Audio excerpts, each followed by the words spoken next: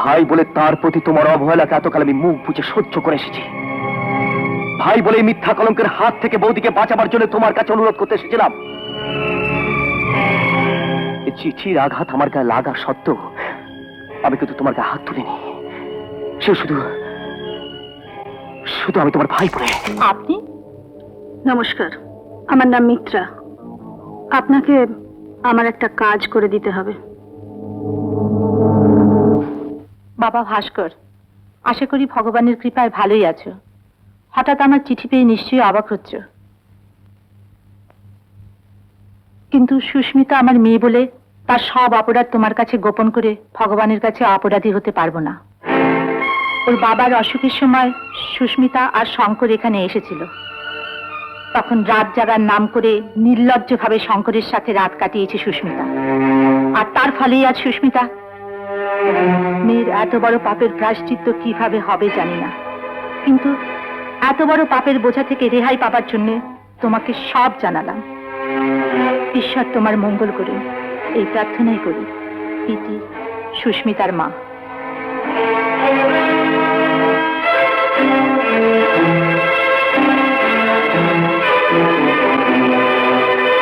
এসব এসব কি বলছিস ভাস্কর? তোমার ভালোবাসার সুযোগে ও যে কতখানি নিচে নেমে গেছে ওর মায়ের এই চিঠিতে সব লেখা আছে। এটা পড়ে তুমি সবাইকে জানিয়ে দিও কাকিমা, ওর পেটের সন্তান আমার নয়, শঙ্করের। না। হ্যাঁ,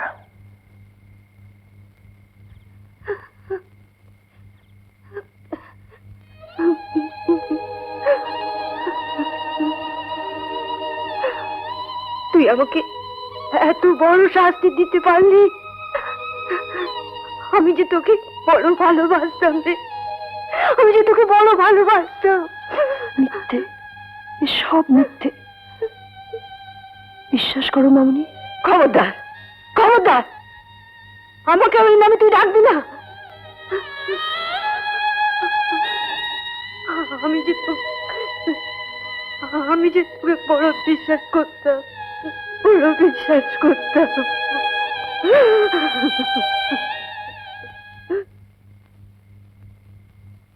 তুমি তো জানো ঠাকুর, তুমি তো সব জানো, তাহলে কেউ আমাকে বিশ্বাস করছে না কেন?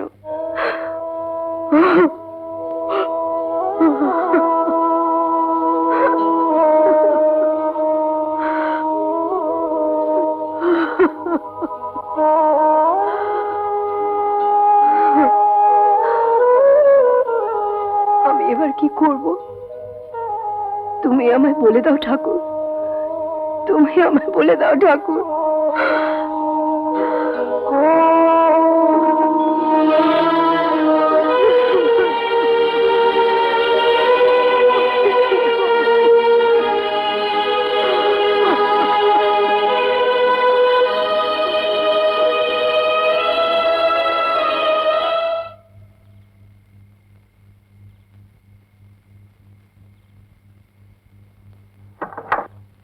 কি চাই?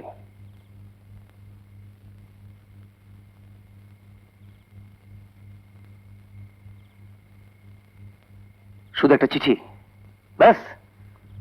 এতে একজন ভদ্রমহিলাকে এত ছোট ভেবে ফেলে? আমার কাছে ওইটাই যথেষ্ট, কারণ তোমার জন্য এরকম একটা চিঠির প্রয়োজন ছিল। কি বলতে চাস তুই? কিছু না, আমি শুধু জানতে চাই কি অপরাধ ছিল বৌদির। কোন অপরাধে বিয়ের পর এতগুলো মাসের মধ্যে তুমি তাকে স্ত্রীর মর্যাদা দিতে পারলে না? মর্যাদা? আমার সামনে দাঁড়িয়ে কথাটা তোর বলতে লজ্জা করছে না শঙ্কর? না, বৌদিকে চিনতে তুমি ভুল করলেও আমি করিনি। তাই এত বড় কলঙ্ক ওর মাথার উপর চাপিয়ে আমার কাছে এসেছিস আমার কাজের কৈফিয়ত চাইতে? কৈফিয়তের প্রয়োজন আমার নেই দাদা। এত বড় মিথ্যেটাকে সত্যি করে তোলার পেছনে যে মানুষটা তোমাকে অন্ধ করে রেখেছে তাকে আমি চিনি। তার কথা বলছিস? সে নোংরা মেয়ে মিথ্যা। আর তোমার ভাই বলে বেঁচে গেছিস শঙ্কর, নইলে ভাই বলে বৌদিকে আমি দেবীর মতো শ্রদ্ধা করি। ভাই বলে তার প্রতি তোমার অবহেলাকে এতকাল আমি মুখ বুজে সহ্য করে এসেছি। ভাই বলে মিথ্যা কলঙ্কের হাত থেকে বৌদিকে বাঁচাবার জন্য তোমার কাছে অনুরোধ করতে এসেছিলাম। চিঠির আঘাত আমার গায়ে লাগা সত্ত্বেও আমি কিন্তু তোমার গায়ে হাত তুলিনি। সে শুধু শুধু আমি তোমার ভাই বলে।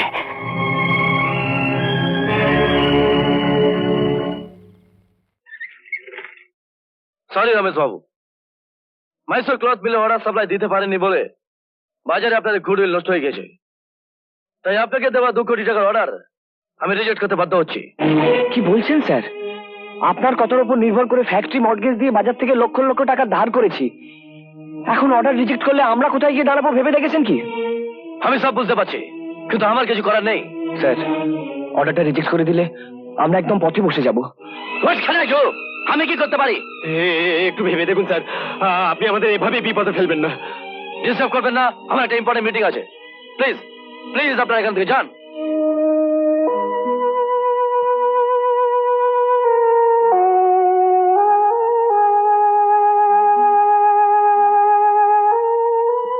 আমাদের সঙ্গে বেইমানি করে যে পাপ আপনি করলেন, তার শাস্তি আপনাকে একদিন না একদিন পেতেই হবে। এমনও তো হতে পারে আপনারা অনেক পাপ করেছিলেন, তাই তার সাজাটা আমার হাত থেকে নিয়ে গেলেন।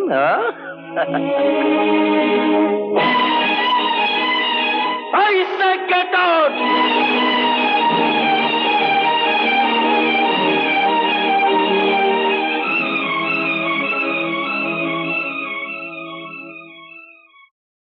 যেন রমেশের সুরেশকে বড্ড দেখতে ইচ্ছে করে। আমারও কি দেখতে ইচ্ছে করে না? বিয়ের পর থেকে ওদের কোলে পিঠে করে মানুষ করেছি, তার মায়া কি কাটাতে পারি? যেন সাবিত্রী, মাঝে মাঝে ভয় হয়, অত বড় ব্যবসা চালাচ্ছে কিভাবে কে জানে। মাথার উপরে আমি যতদিন ছিলাম সমস্ত বুদ্ধি পরামর্শ জুগিয়েছি, তাই ভয় হয় ঠিক মতো চালাতে পারছে তো।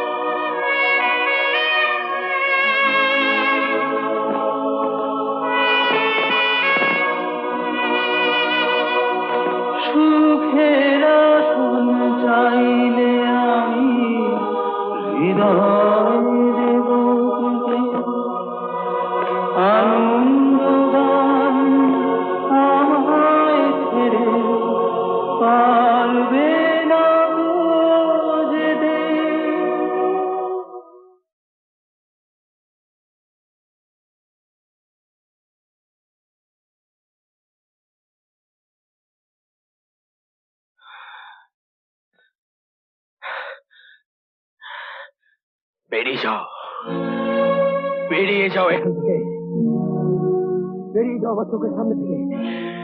আমি তোমাকে সহ্য করতে পারছি না, বেরিয়ে যাও। মেজদা, আর তুমি শুধু শুধু বৌদিকে দোষারোপ করছো। এই তো তাই, দেখবে দেখবে।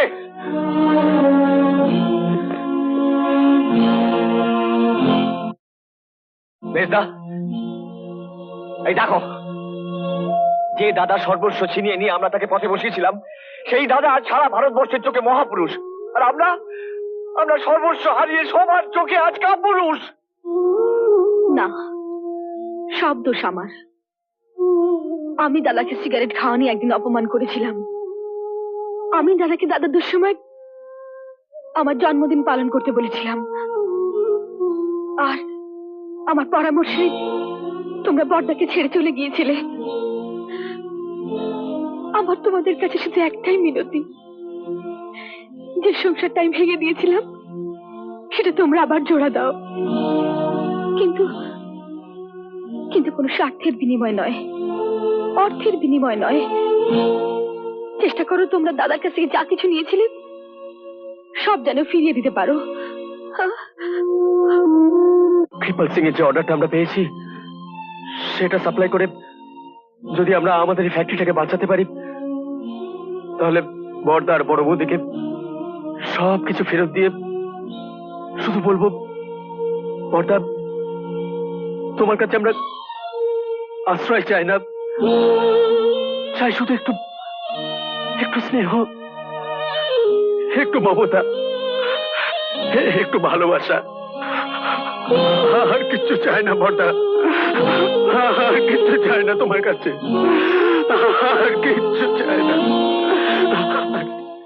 এখনো কান্না? এত অভিমান জমে আছে?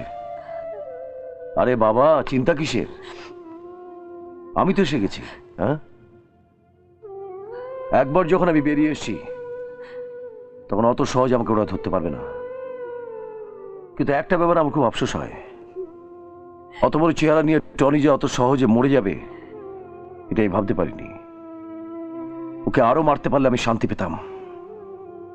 ও যেভাবে সবার সামনে দিয়ে তোমাকে টানতে টানতে নিয়ে এসেছিল, আমি ওকে সবার সামনে টানতে টানতে তোমার পায়ের তলায় ফেলে মারতাম, কিন্তু পারলাম না। আমার আপনাকে কিছু বলার আছে।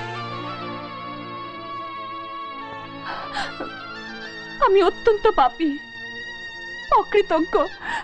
আপনার এত স্নেহ, এত ভালোবাসা যোগ্য আমি নই। আমি জানি না ভগবান কেন আমাকে বারবার কঠিন পরীক্ষার মধ্যে ফেলে দেয়, কেন আমার জীবন নিয়ে এরকম ছিনিমিনি খেলে। যখন আমার বাবা মাকে নিয়ে গেল, তখন আমাকে কেন তার সঙ্গে নিয়ে গেল না? কি সুখের জন্য আমাকে বাঁচিয়ে রাখলো আমি বুঝি না, আমি কিচ্ছু বুঝি না।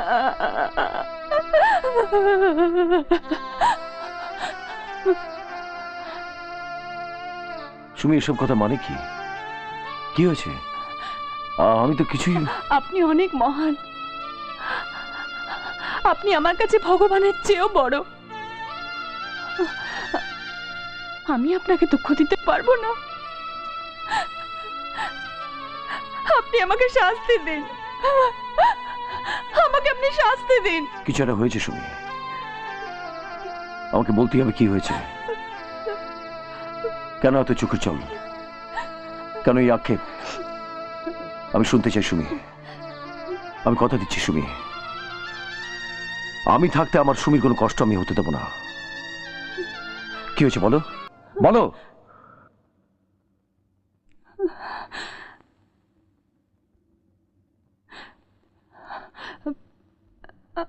আমি আমি একজনকে ভালোবেসে ফেলেছি। আপনার যাবজ্জীবন জেল হবার কিছুদিন পর আপনার বন্ধু, আমার একমাত্র ভরসা, মনসুর ভাই গাড়ি অ্যাক্সিডেন্টে মারা গেলেন। দিশেহারা হয়ে যাই আমি, কি করব, কোথায় যাব। জীবনের সেই মরু সময় ভালোবাসার বৃষ্টিটি এসে এগিয়ে এলো, আমি তাকে ফেরাতে পারলাম না। কিন্তু কিন্তু এখন মনে হচ্ছে আমি অন্যায় করেছি। আপনি আমাকে শাস্তি দিন। অন্যায় না সুমি, কাউকে ভালোবাসাটা অন্যায় নয়। কত জন্ম তপস্যা করলে তবে ভালোবাসা পাওয়া যায়। খুব আনন্দ হচ্ছে সুমি, আজ আমার সুমি আর একা নেই। আজ আমি খুব নিশ্চিন্ত, খুব। ছেলেটার নাম কি? রাজা। তবে আমার কথা মিলল তো? আমি বলেছিলাম রাজরানী করে রাখবো আমার সুমিকে। স্বয়ং রাজা এসে আমার সুমির থেকে ভালোবাসার ভিক্ষে চাইছে। ছেলেটি নিশ্চয়ই খুব ভালো, বড় বংশের ছেলে, দেখতে সুন্দর, স্মার্ট। এমন একটা সুখবর দেওয়ার আগে এত কান্না?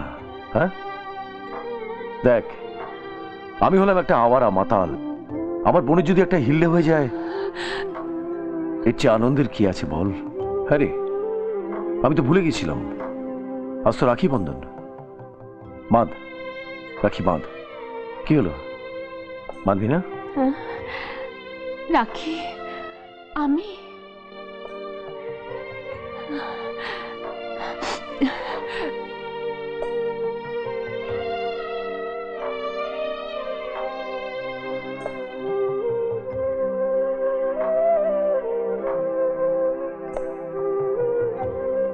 ঠাকুরের হাতে রাখি তুই? তুমি আমার জীবন্ত ঠাকুর, তোমার ওপরে কেউ নেই আমার জীবনে।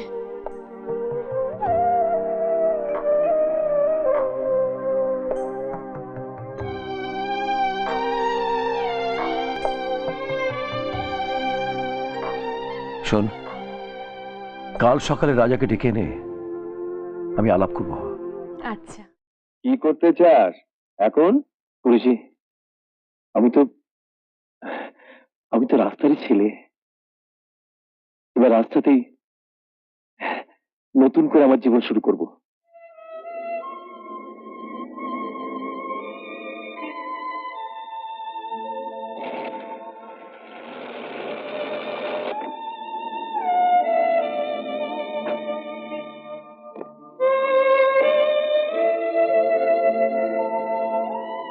এসব শুরু করেছো কি? ওঠাও সব, এক্ষুনি এই মুহূর্তে তুমি আমার সঙ্গে যাবে। না লিনা, সেটা আমার পক্ষে সম্ভব নয়। ছেলে মানুষই করো না অঞ্জন। আচ্ছা বেশ, তো তুমি আমাদের বাড়িতে থাকবে, চলো। আমি আর ফিরে যাব না লিনা। অঞ্জন, আমি তোমাকে কথা দিয়েছি তোমাকে ফিরিয়ে নিয়ে যাব। কত কষ্টে আমি আলী সাহেবের কাছ থেকে তোমার ঠিকানা জোগাড় করেছি। আমি আমি ফিরে যাওয়ার জন্য আসিনি। কাল না শনিবার, তোমার না গাইবার কথা আছে আমার বন্ধুদের কাছে? আমি আমি আমি গান গাইতে পারবো না। তুমি তুমি আর কখনো এসো না আমার কাছে। অঞ্জন, আমাকে আমাকে ভুলে যাও।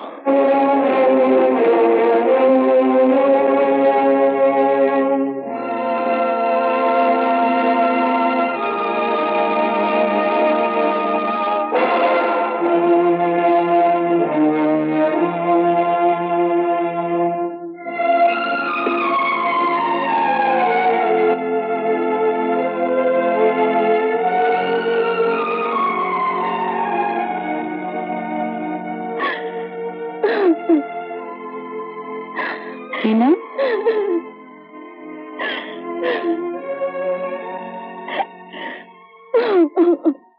রিনা, রিনা, কি হয়েছে? কি হয়েছে রে রিনা? অঞ্জন এলো না মাসি, সে আর কোনোদিনও আসবে না। সে বলেছে আমি যেন ওকে ভুলে যাই। সে কি? আমি এখন কি করব মাসি, তুমি আমাকে বলে দাও। আমি যে ওকে ছাড়া বাঁচতে পারবো না মাসি।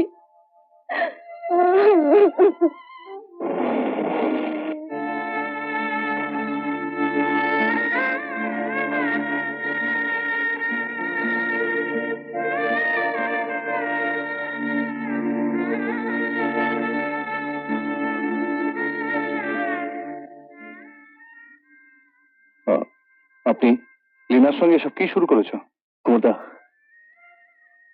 কুমারদা, লিনাকে আমি ভালোবাসি বলেই আমার এই জীবনের সঙ্গে তাকে জড়াতে চাই না। আমি আমি তার জীবন থেকে সরে যেতে চাই। নিশ্চয়ই, তোমরা হলে শিল্পী মানুষ, তোমরা মানুষের মনের খবর রাখো, এ কথা তো তোমাদের মুখে মানায়। কুমারদা, তুমি লিনাকে মুক্তি দিয়েছো, ব্যাস। এবার সে গিয়ে কোনো কোটিপতির ছেলেকে বিয়ে করে সুখে স্বচ্ছন্দে ঘরকন্যা করবে। কুমারদা, আপনি ছি অঞ্জন, ছি। লিনা আজ তোমার কথা বিশ্বাস করে তার বন্ধু সবাইকে বাড়িতে ডেকেছে তোমার গান শোনাবে বলে। দেখে এলাম বন্ধুরা সবাই এসে গেছে, আর লীনা তার নিচের ঘরের দরজা বন্ধ করে সবার কাছ থেকে লুকিয়ে আছে। লীনার সম্মান রক্ষার দায়িত্ব কার? তোমার না? কিন্তু কুমারদা, অঞ্জন, অঞ্জন যাও, তোমার মনের সব কথা আজ লীনাকে কি খুলে বলো। আরে আরে সেই তো তোমার আপন জন। হ্যাঁ,